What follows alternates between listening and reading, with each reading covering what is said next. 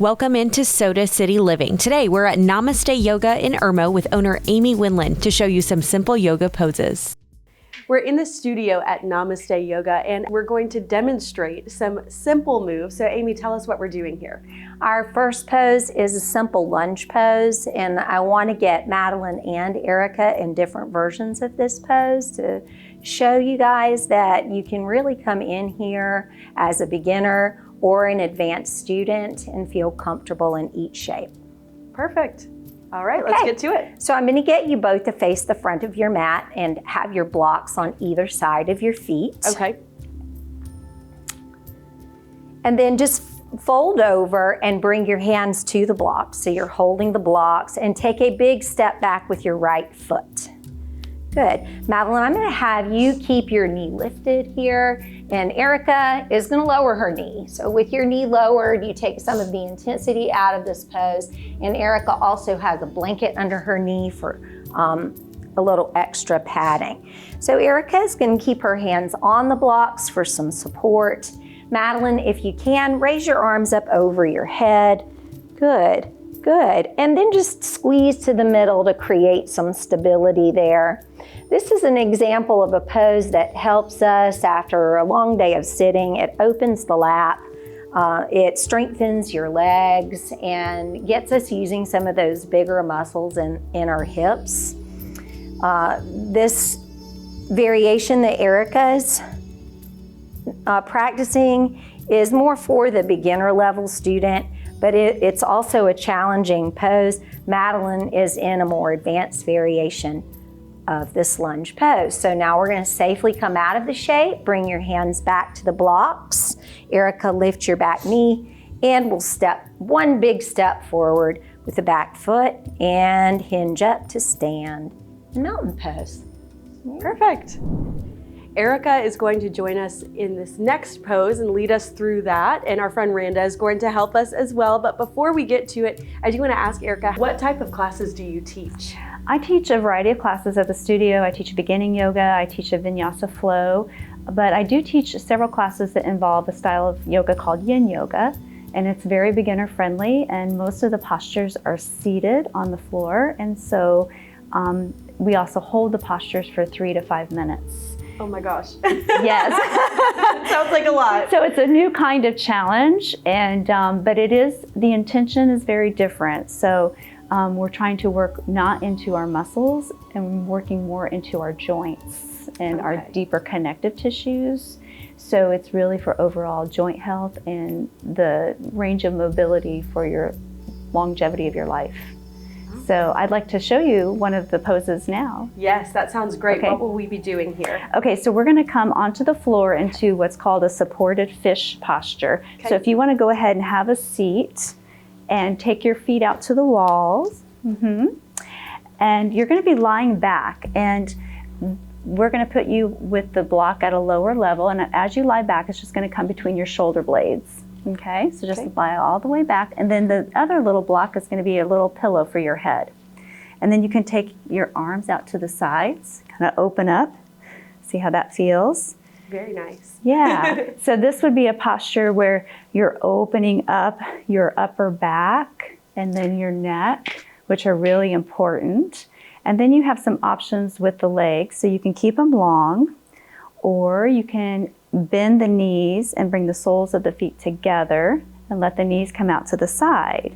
And so in a yin class, I'll give lots of options to the students. It's very functional, and for some students, this might not feel where they would want to stay for 3 to 5 minutes. So you can now decide if you want to lengthen your legs long again.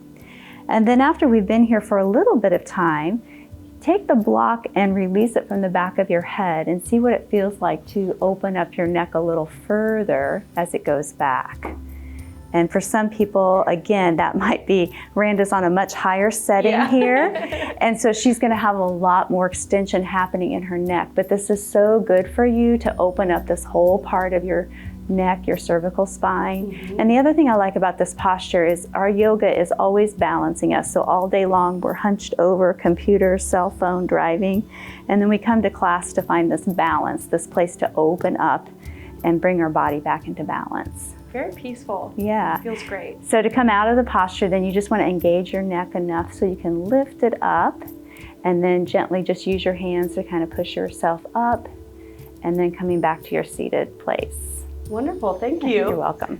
I'm already feeling really relaxed after the first 2 poses, but we're gonna keep it going. Randa is gonna walk us through a breathing exercise. Thank you so much. Of course. So tell us, what is so beneficial about breathing exercises? Why should we do them?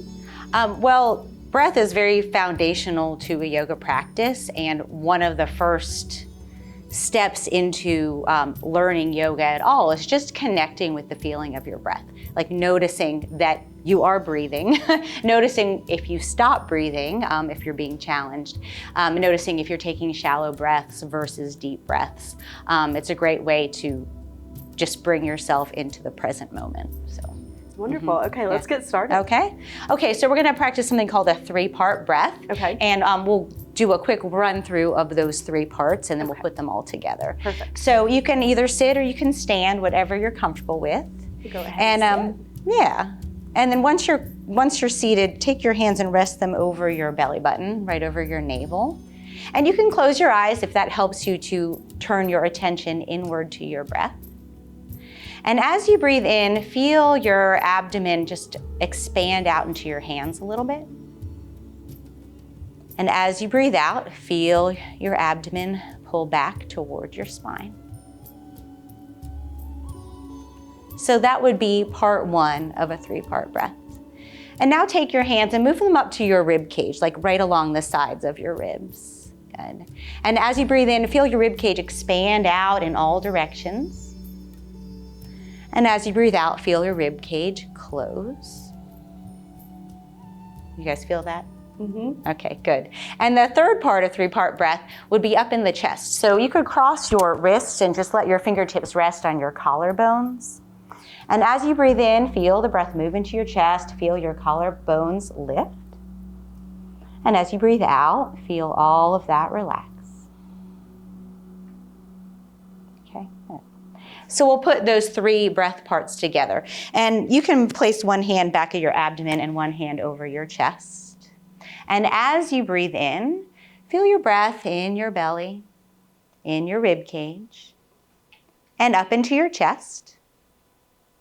And as you breathe out, feel the breath come out from the chest, the rib cage, and the belly. Let's do that one more time. Breathe in, belly, rib cage, chest.